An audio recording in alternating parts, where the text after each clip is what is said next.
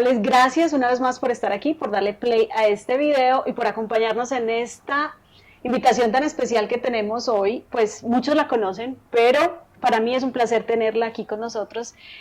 Ella es Valentina Toro, una ilustradora y escritora, así que bienvenida, gracias Vale por esta invitación, por aceptarla y por estar aquí conmigo.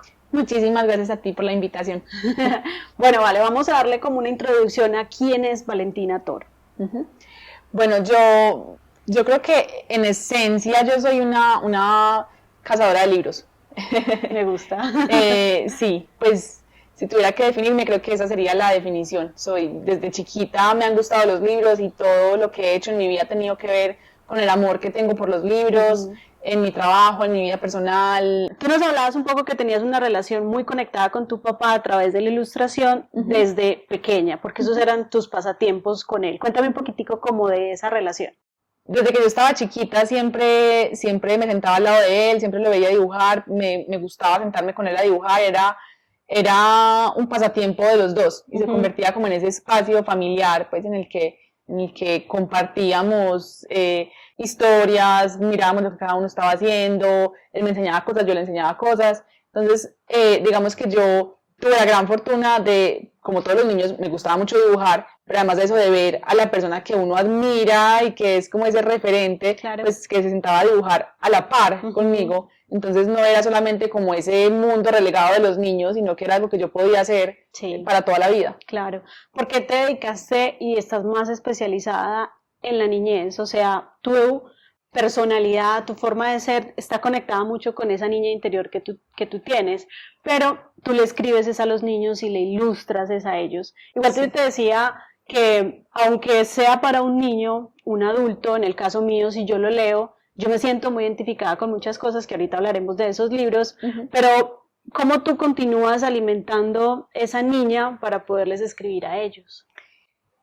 Yo inicialmente cuando empecé como a hacer mis primeros libros era más un gusto casi que desde lo estético, ¿cierto? Me gustaban los libros para niños porque tenían muchas ilustraciones, porque podía como complementar esta parte que me gusta de escribir con esta parte que me gusta de ilustrar, y me daba, el género del infantil me daba la licencia pues como para hacer las dos cosas. Entonces inicialmente fue como una decisión arbitraria, yo dije quiero hacer libros para niños porque en ellos puedo ilustrar y escribir al mismo tiempo.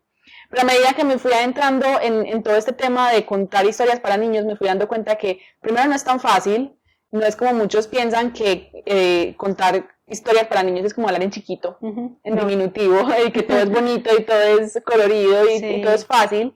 Y me propuse ese reto de contar historias de verdad, pensando en ellos y para ellos. Y la pregunta que me haces de esa parte de los adultos que pueden llegar también a estos libros, identificarse en ellos, que me pasa a mí como escritora también y como ilustradora del género del infantil, es que cuando somos adultos y tenemos ya, digamos, como esa perspectiva de las experiencias vividas, eso nos da como, pienso yo, un lugar muy privilegiado en miras a la infancia, ¿cierto? Porque ya podemos ver en retrospectiva todo lo que fuimos cuando éramos niños, y creo que hay un asunto con los adultos, y es que los adultos generalmente le damos la espalda a la infancia y ya como que ya pasó, ya fue, ya lo que fue, ya somos adultos, y tendemos a recordar la infancia como con esa nostalgia de todo era lindo. O sea, para nosotros la infancia es cuando comíamos muchos dulces, cuando veíamos películas hasta tarde, cuando nos llevaban a los carritos chocones.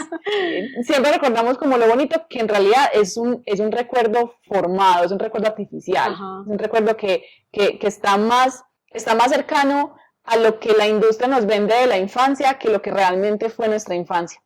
Y a medida que yo empecé a escribir historias me di cuenta que cada vez iba como desenterrando más mi propia infancia, porque necesitaba los recursos narrativos para contar, pues para crear a los personajes, para que fueran creíbles, para que tuvieran historias propias, y pues para qué se va a ir uno afuera si por dentro tiene las historias. Y eso me abrió una puerta, que eso es una puerta que yo creo que una vez que uno la abre, no la vuelve a cerrar. Exactamente. De recordar a la infancia, no desde los dulces y lo bonito y lo colorido, sino desde las experiencias vividas y las emociones. Y cuando uno habla de verdad desde esa honestidad de la infancia, fue difícil, fue dura, hubo momentos aburridores, hubo momentos tristes, un montón de cosas, realmente le llega no solamente a los niños, que son niños que están leyendo los libros como niños, sino a los adultos que ya también fueron niños y que inevitablemente pasaron por las mismas experiencias. Exacto.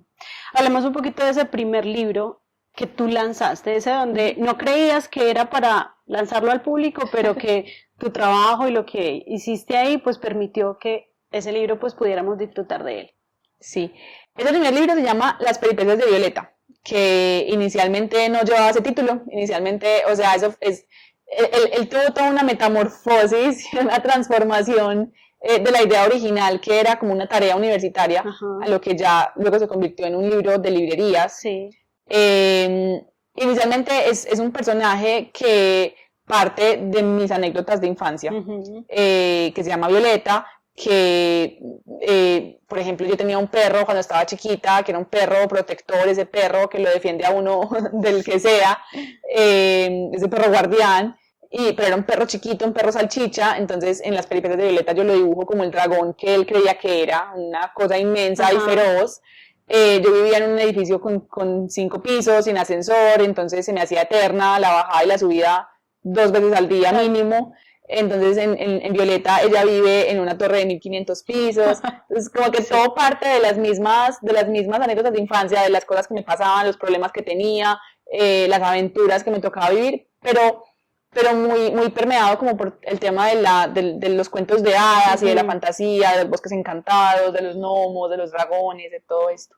Y lo que me mencionabas también acerca de esa creatividad que tú tenías que generar en ti para poder solucionar tus dificultades, tus problemas, que para muchos podían ser fácil, pero tú tenías que buscar otra forma de darle solución. Sí, me pasaba mucho. Yo creo que Violeta nace precisamente de ahí, cuando yo era niña, digamos que esos pequeños problemas cotidianos de cualquier niño, pues digamos que tienen fácil solución. En mi caso no tenían tan fácil solución y a mí me tocaba ser muy creativa, porque además que jartera estar recurriendo siempre a los adultos. Claro. Uno cuando es niño uno no quiere ir a pedirle a los adultos todo el tiempo un montón de cosas, uno quiere estar en su mundo de niños. Entonces me tocaba, así tuviera a mi mamá al frente, me tocaba a mí cranearme la manera de solucionar que no alcanzaba una repisa, que necesitaba algo que no podía alcanzar. Sí. Tenía que ser súper recursiva y súper creativa, y eso es Violeta, ese es el personaje de Violeta, y de ahí nace todo ese mundo, ese universo de las peripecias de Violeta. Tú has venido alimentando tu creatividad, es decir, todos somos creativos, pero algunos la dejamos ahí quieta y no la maduramos, no la trabajamos todos los días. Tú de cierta forma estás todos los días alimentando esa creatividad y desde pequeña vienes con eso. Entonces, ¿cómo lo haces ahora? ¿Cómo sigues alimentando y ser todos los días más creativa y superar cada vez un libro más, un dibujo más? Yo creo que, y creo que en esto podemos coincidir todos los que trabajemos en el tema creativo, ya sea como escritores, como ilustradores, como contadores de historias en general. Uno tiene que convertirse como en una antena parabólica. Sí. Y en eso nos parecemos mucho a los niños. O sea, los niños son una esponja que todo lo que sucede a su alrededor lo absorben y lo transforman. Y cuando somos adultos como que nos concentramos mucho en la cotidianidad, en el trabajo, todo es de afán, todo es rápido y no tenemos tiempo como de mirar afuera. Yo trato siempre de mirar afuera, yo trato siempre como de mantener esos momentos de calma, de silencio y de activar esa antena parabólica y escuchar. Claro. Entonces, por ejemplo, me fascina observar a los animales y la gente se ríe mucho porque yo como que personifico a los animales. Entonces yo les asigno como una personalidad, así sea un perro en la calle. Y yo hablo del perro en la calle como si de verdad yo conociera su historia, como si como si yo le pudiera dar una voz. Estarías diciendo que estará pensando sí, el perro. Sí, todo. Y en eso trato como de aferrarme mucho a esa niña que fui, sí, como en tener yo le digo a mis papás, por ejemplo, que yo vivo como los documentales que todo el tiempo son como narrados, como y el perro hizo y se movió. Yo todo el tiempo me estoy narrando la cotidianidad. O sea, pasó una mosca, pasó el carro, se tropezó aquel en la esquina, lo que sea. Me lo estoy contando a mí misma y me estoy alimentando como todo ese bagaje de cosas que suceden. Y esa es la forma que tú tienes, es que no te puedes desconectar de esa narrativa que tú tienes día a día, porque Total. Eso es lo que, tu forma de pensar y de ver el mundo.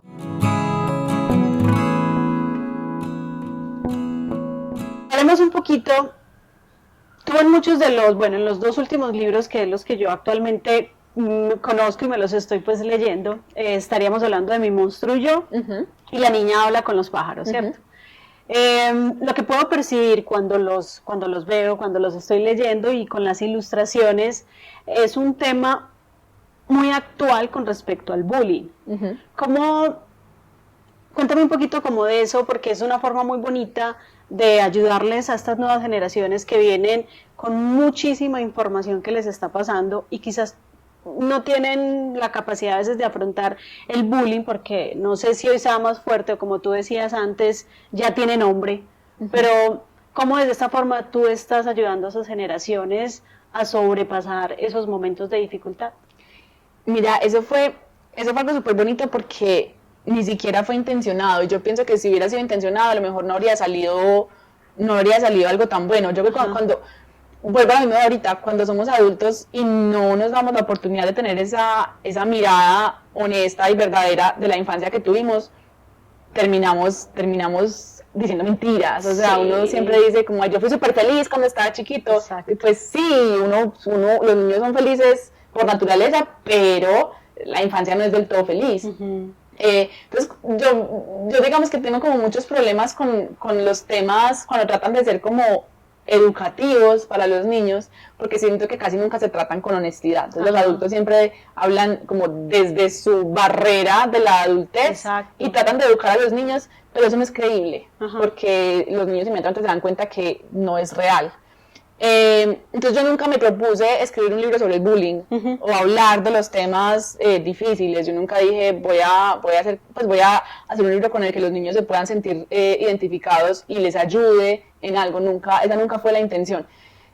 Yo empecé a escribir historias cada vez más honestas, cada vez tratando de reconstruir mi infancia, de acercarme un poco a los niños como desde ese mismo nivel de la infancia.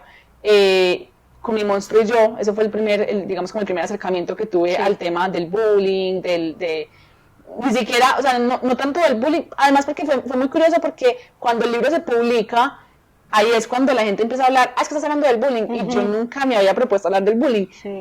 Me di cuenta que yo misma nunca había hecho esa catarsis de entender que efectivamente eso es bullying y se llama bullying y existe como bullying.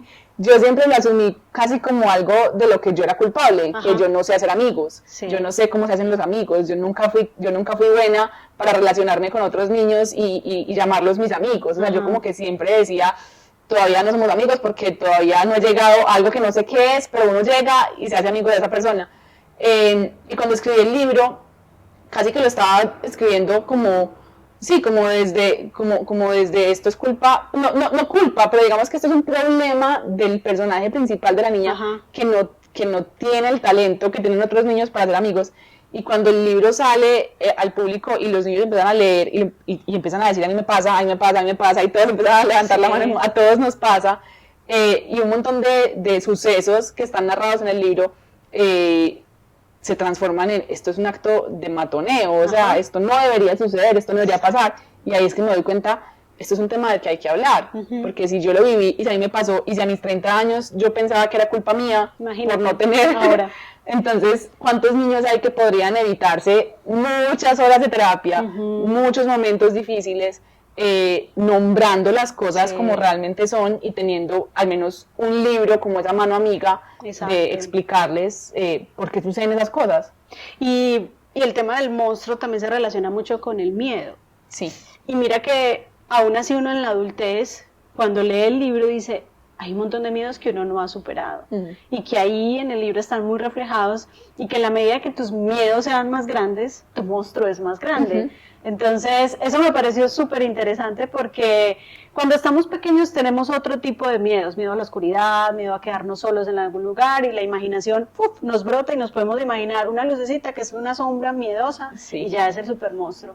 Pero actualmente en la adultez uno siente ese tipo de miedos, el miedo a enfrentarse uno solo a ciertas situaciones o a emprender solo miles de cosas, y esos son los monstruos, porque de cierta forma no los hemos superado y ya se convierten de cierta forma en otros impedimentos y quizás más complicados si no disfrutamos de este tipo de lectura. Como tú dices, este tipo de lectura no es solo para el niño, es también para ese adulto que quiere volver a ser niño y que tiene la capacidad de disfrutarlo, no de una forma infantil como tú la dices, sino de una forma, pues como llegar a ese momento de intimidad con ese niño que uno es.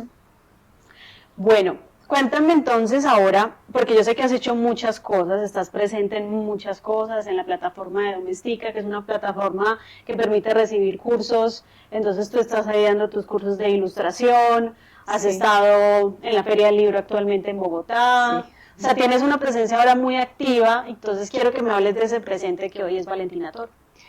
Bueno, eso ha sido muy bonito porque eso es como una cosa como colateral de... Yo siempre me imaginé, desde que estaba muy chiquita y siempre estuvo como muy presente en mi imaginación esa idea de algún día yo voy a ser una escritora.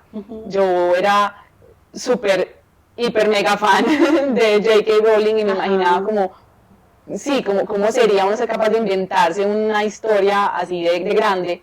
Y jugaba a eso, pero como que uno nunca piensa en todo lo que hay alrededor. O sea, yo me imaginaba yo por allá en un estudio sola, alejada del mundo, escribiendo e ilustrando. Mira. y nunca ni por una milésima parte me imaginé estar dando cursos, que la gente quisiera aprender de lo que yo hago, que la gente quisiera ir a verme hablar en una presentación. O sea, esas son cosas que uno como que no las tiene, no las calcula, no las tiene en cuenta. Y ha sido un aprendizaje, porque yo pasé de ser una persona que era en el colegio absolutamente incapaz de decir 2 palabras en público. A mí me subía fiebre cuando tenía que exponer en el salón. Pasé de ahí pues a estar expuesta a un montón de cosas. Y me parece lindo porque siento que de alguna manera ahí también se retribuye mucho el trabajo que uno hace. Finalmente mi trabajo es para la gente, es para los niños específicamente. Entonces poder estar ahí aportando algo, como los cursos, como las charlas, como estar en las ferias de libro, que además las amo. A mí me encantan esos espacios, me producen muchos nervios, pero me gustan mucho. Es súper bonito. Ahora estoy, pues como decías, estoy dando los cursos en línea. Tengo 2 en este momento, uno sobre ilustración de libros infantiles, otro sobre creación de personajes. Y constantemente estoy yendo como a esos espacios. A principios de este año estuve en el Hey Festival, que se hace en Cartagena y también se hace en Jericó. Estuve en la Feria del Libro de Bogotá. El año pasado lanzamos La niña que hablaba con los pájaros en Fiesta del Libro, en Medellín, en el Jardín Botánico. Y sí, yo creo que eso es una cosa que va creciendo y creciendo y creciendo, y uno nunca está como preparado para eso, pero es muy bonito. Me parece súper bonito eso, porque ahorita que decías que cuando ibas a las ferias te daban susto. Cuando yo venía para acá a grabarte yo sentía susto. Y yo decía, ¿pero por qué si es una cosa que ya vengo haciendo? Pero decías, el día que deje de sentir susto ya no va a tener sentido hacer este tipo de cosas. Y eso es lo que no se nos puede olvidar, porque estamos haciendo las cosas por pasión y porque nos gusta. ¿Cómo desde tu lado podríamos decirle a estas nuevas generaciones que vienen en camino, que sigan alimentando sus sueños, que sigan rayando, que sigan dibujando, que no les dé miedo a una puerta cerrada, a un no, sino que no pierdan ese niño que hay, que soñaba con muchas cosas, y que a veces llegamos a ciertas edades que nos cierran una puerta y ya creemos que no se puede hacer? Porque tú tienes una ventaja grandísima, y es que el hecho de ser niña te ha permitido soñar y soñar, y no has visto impedimento en absolutamente nada de tu vida. Y mira lo que eres. Por eso hoy eres un referente para Medellín y para muchos niños, porque yo creo que tus libros deben de estar en todos los colegios formando ese tema tan difícil de explicar como tú decías, porque a veces lo explicamos de una manera tan adulta que ellos no se conectan. Entonces regalémosle un poquito como a estas nuevas generaciones que nos ven, a estas mujeres imparables que vienen en camino, y a estos niños también, pues como algo de ti desde esa niña, y que sigan alimentando su espíritu creativo. Yo creo que hay un asunto y que se los he dicho siempre a los niños que son niños en este momento, y también a los adultos que siento que han cortado el hilo con ese niño que fueron. cuando uno está chiquito y hasta cierta edad, uno siempre tiene unos sueños que parecieran súper locos. Sí. O sea, uno dice, yo voy a ser astronauta, yo decía que yo iba a ser Jane Goodall viendo chimpancés. Después me di cuenta que no soy capaz ni siquiera de pisar la manga sin que me dé un ataque de pánico de que no me vaya a matar una araña. Pero uno siempre tiene como esa, uno no conoce las limitaciones, uno no tiene las preocupaciones del dinero, de las distancias, de la parte académica, ¿cierto? De muchas cosas. Uno simplemente tiene un sueño en la cabeza porque está conectado con lo que uno es por dentro. Y yo siento que como adultos, de alguna manera, le damos la espalda a eso. Sí. Y si nos conectáramos, o sea, si cerráramos los ojos un minuto y nos conectáramos con ese niño que fuimos y todos esos sueños que tenía, pues realmente no es tan difícil. O sea, yo creo que nosotros mismos nos ponemos todo ese peso de hay que trabajar en una oficina, desde por la mañana hasta por la tarde, tener que tener un jefe, hay que estar detrás de un escritorio, hay que pagar unas cuentas, hay que tener como unas metas que de alguna manera como que caducan, entonces uno tiene que crecer, casarse, antes de los 30 ya tener estabilidad económica, vivir solo, en fin, un montón de cosas que nos llenan la cabeza de ruido y no nos permiten pensar en toda la cantidad de cosas que podríamos estar haciendo. Entonces yo sí pienso que lo primero y lo más importante es conectarse un poquito, o sea, darle un twist de voz a ese niño que fuimos y permitirle volver a soñar.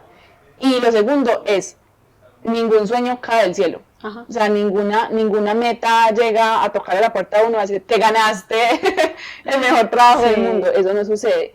Hay que trabajar por los sueños. Y trabajar por los sueños no viene de la mano de esa idea que tenemos del sufrimiento, de que entonces tenemos que aguantar que nos pasen por encima, y aguantar que nos paguen mal, y aguantar. No. Viene es más como de la tenacidad que tengamos. De si yo quiero ser, a mí me preguntan mucho, ¿cómo hago para ser ilustradora si nunca he dibujado? Sí. Levántese a dibujar todos los días, o sea, sáquele un minuto al día al dibujo y en X cantidad de tiempo, porque también eso depende de cada persona, te vas a dar cuenta que ya sabes dibujar. Hoy no lo sabes, en un año puede que ya lo sepas, pero si lo haces todos los días, ninguna persona va a levantarse un día diciendo quiero ser astronauta y al otro día le va a llegar el diploma de astronauta, ¿cierto? Eso no sucede. Entonces, la gente le tiene miedo a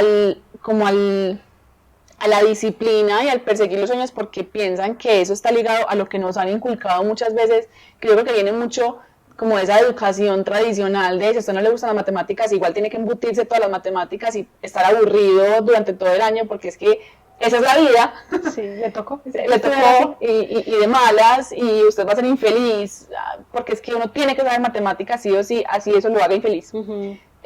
Y no es así, es más encontrar cuál es el motor que lo mueve a uno y pararse de la silla y perseguir eso que cuando realmente produce esa satisfacción, eso no es sufrimiento, eso no genera sufrimiento. Así es, yo creo que también es el giro que ha dado todo lo que hemos vivido en los últimos años, hacer las cosas realmente que nos apasionen, que nos gustan, que nos den esa inspiración para levantarnos todos los días. Bueno, vale, para ir cerrando, quiero que me digas desde lo más profundo de tu corazón, desde lo que te admiras, te valoras y estás orgullosa de ti, ¿por qué te consideras una mujer imparable? Ay, qué difícil. Bueno, no, pues yo quiero creer que puedo ser una mujer imparable, primero porque no he dejado de luchar por lo que quiero hacer. Hacer libros en un país donde el índice de lectura es bien bajito, no es fácil. Ilustrar libros para niños en un país donde muchas veces se trata con condescendencia a la infancia y se cree que es algo que no vale la pena, pues no es fácil. Y yo me he propuesto como contra la marea establecer un género que siento que es muy importante y hacer buenas historias para ellos. Así es. Además que es súper importante lo que tú dices, mira, yo me volví lectora de unos años para acá porque no tenía tanto ese amor por la lectura, porque a veces uno consideraba que tenía que leer libros muy importantes, libros que tenían que ser súper valiosos, Entonces uno no leía lo que le gustaba y cuando tú lees lo que no te gusta no te apasiona la lectura. Claro. Yo ahora tengo que estar leyendo un libro todo el tiempo y a veces empiezo a mirar, a comprar y claro, miren lo que me he gastado la plata. Porque otra cosa sí es difícil, los libros son costosos. Son muy costosos. Y aquí me parecen todavía más costosos, sí. Entonces aumentar ese índice de lectura todavía es más difícil por lo mismo. Y porque en los colegios también nos ponían a leer cierto tipo de literatura que de pronto no era tan divertida. Lo que tú estás haciendo, estás dando un mensaje, por eso estás permitiendo al ojo para que visualice cosas muy bonitas, un arte muy lindo que tú tienes. Entonces me parece muy bonito lo que estás haciendo y sé que estás construyendo, estás en el inicio de una gran carrera. Además porque investigándote y viendo cositas tuyas, estás en muchas partes y ya hablan de ti por muchos lados. Entonces pues nada, para cerrar este espacio tan bonito que me has regalado, pues primero quiero que pues les des un mensaje a las personas que están ahí, que nos han visto y que desde tu corazón, desde lo que te apasiona, pues como que permitirles que sigan soñando, que sigan creyendo en ellos, en ellas y que sigan siendo imparables en lo que hacen. Listo. No, pues primero, antes que nada, agradecerte a ti por las preguntas tan bonitas, por la conversación tan chévere, por venir hasta aquí. Muchísimas gracias. Y pues a la gente que nos esté viendo, yo les diría básicamente como un resumen de lo que ya hemos dicho, hay que seguir los sueños, hay que volverse a preguntar cuáles son esos sueños, porque creo que los vamos dejando abandonados, entonces hay que volverse a preguntar cuáles son esos sueños y reconocerse como uno es. Ajá. Yo creo que nos hace falta un poquito ese niño temerario que llevábamos por dentro cuando estábamos chiquitos y nos subíamos al árbol cuando nadie se podía subir al árbol. Sí. o hacíamos la travesura sabiendo que nos iban a regañar. Sí. Nos hace falta un poquito como salirnos del molde. Ajá. Creo que es importante y sobre todo en esta época yo creo que ya pasamos una pandemia, nos dimos cuenta que pueden pasar miles de cosas, que nada está escrito, que el mundo cambia en un minuto, entonces, ¿para qué perder el tiempo con cosas que no son importantes? Y sabes que lo bonito de eso es que tú mencionaste la palabra molde. Lo triste de las nuevas generaciones es que están siendo un molde muy marcado por la tecnología, por lo digital.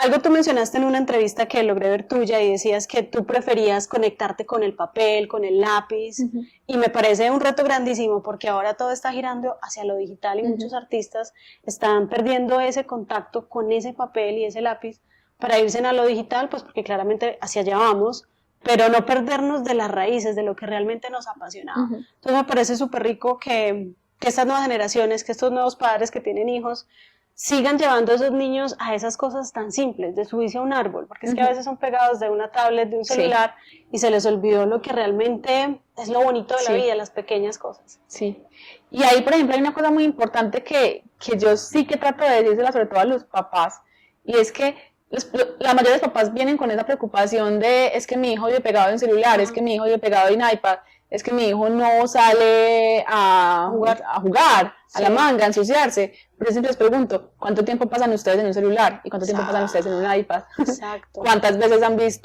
han visto a ustedes, sus hijos, sentarse en una manga, tomar el sol? El tiempo de ocio, ¿lo pasan viendo Netflix o salen a caminar?